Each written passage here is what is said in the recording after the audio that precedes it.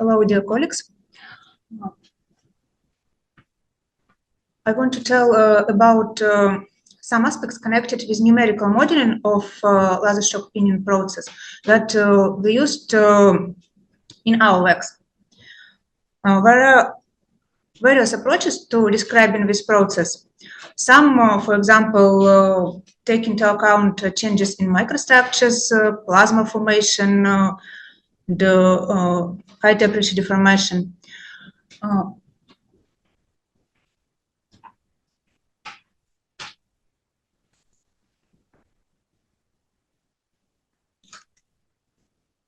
In our work, we consider this process as a pure mechanical process, without taking into account plasma formation and temperature softening of the material. But even in this formulation, we should determine a set of parameters that we will use in numerical simulation. From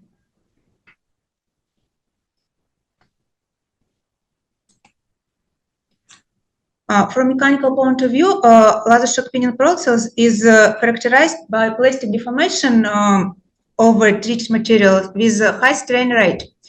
And for this aim, we can use Johnson-Cook plasticity model that provides an adequate estimation of plastic strains, taking into account the effects of strain hardening, strain softening, and if it's necessary, not strain softening, temperature softening if it's necessary. And our next important step that we should determine it's how to take into account laser impact. For this aim, we used photonic Doppler velocimetry, and we measure the velocity of free space, so we can determine pulse duration, the time the pressure increase, and the time the pressure when the pressure decrease, and duration.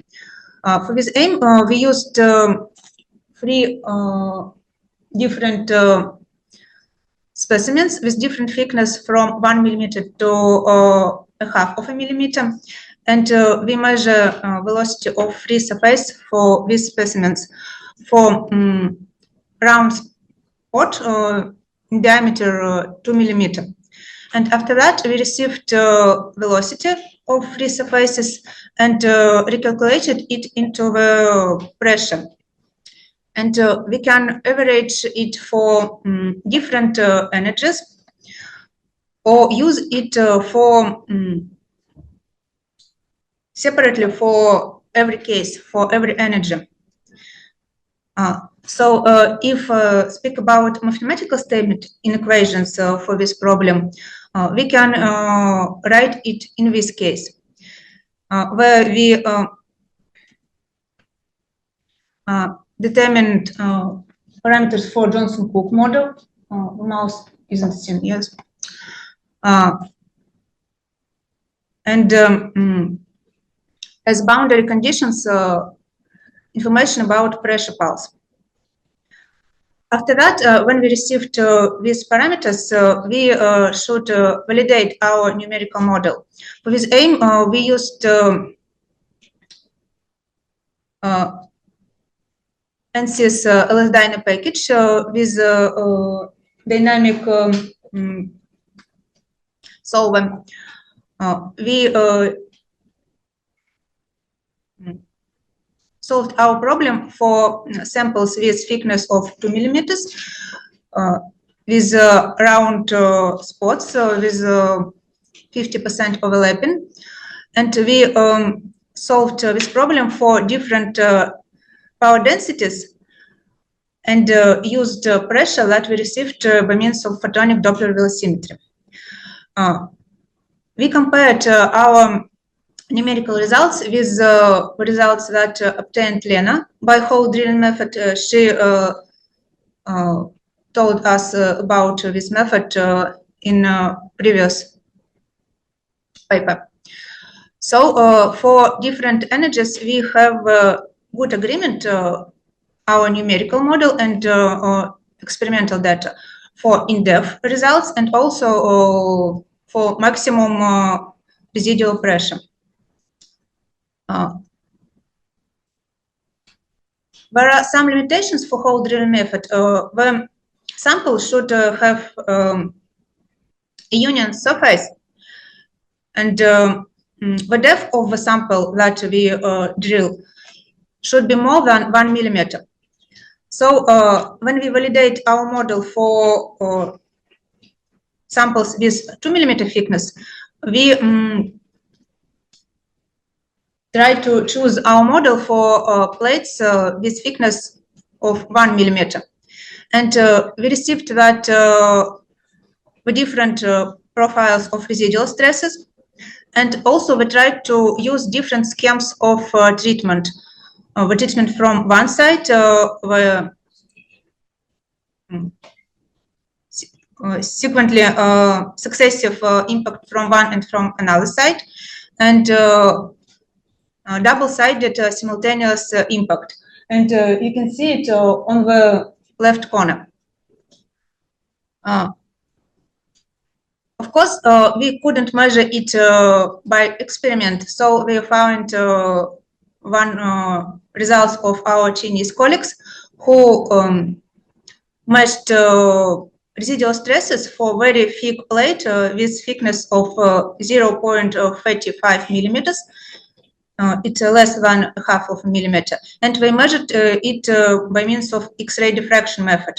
And we compared our model, our numerical results, with the experimental results. It also has a good agreement, and in depth and also in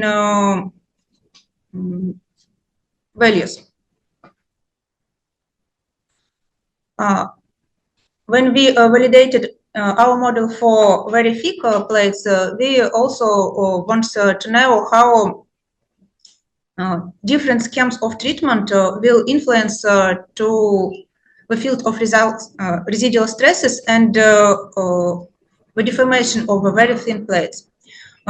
We calculated 4 different treatment schemes when we treat from one surface, from successive impact from one and from the other, from back surface, the third scheme when we have double-sided symmetric impact, and the fourth scheme is the treatment on the basement.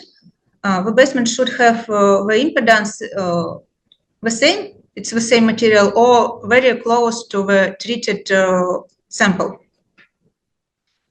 After that, we received the fields of residual stresses, and for first and second cases, it were very bad.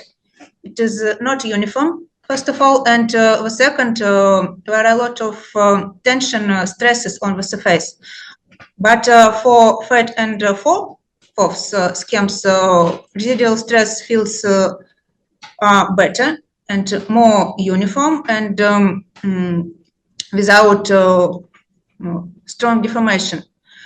And if compare it with profiles in depth, also the third and the fourth scheme give whole residual stresses, compressive residual stresses in all depth. And I want to also say about some application of our numerical model for real samples. We used for these samples three different schemes of treatment around the notch. The first pattern, the second, and the third. When we in the third, we combine the first and the second. After that, our team provided fatigue tests, and also we compare our fatigue tests and numerical simulation of laser shock pinion. As you saw at the last presentation, we calculated the force, and that we can increase the load for treated samples. We did it for all three schemes, for all three patterns. And we received that for first, we can increase only on a 1.5 kilonewton our load, because this scheme of treatment didn't give a good fatigue life increment.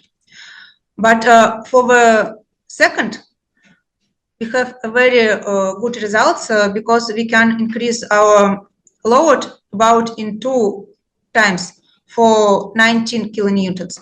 And for the third scheme, it is mixed first and second. The load can be increased by 16.5 kilonewtons.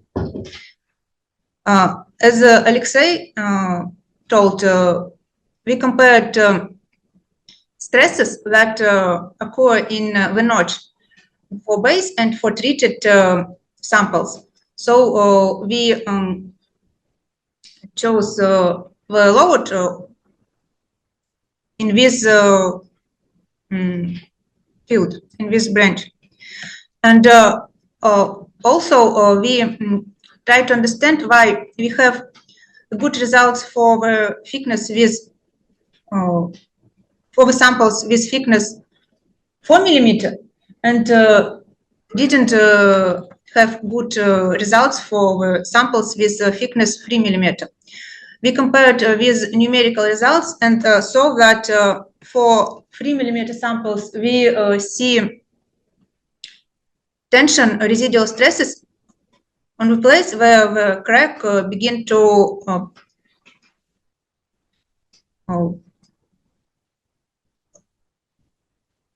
when the crack begins.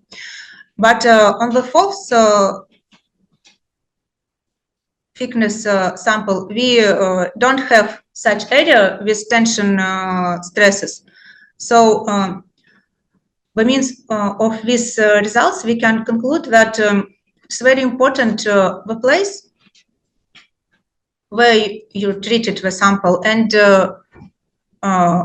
how you organize this area. I think that that's all that I want to say. Thank you for your attention. Thank you very much.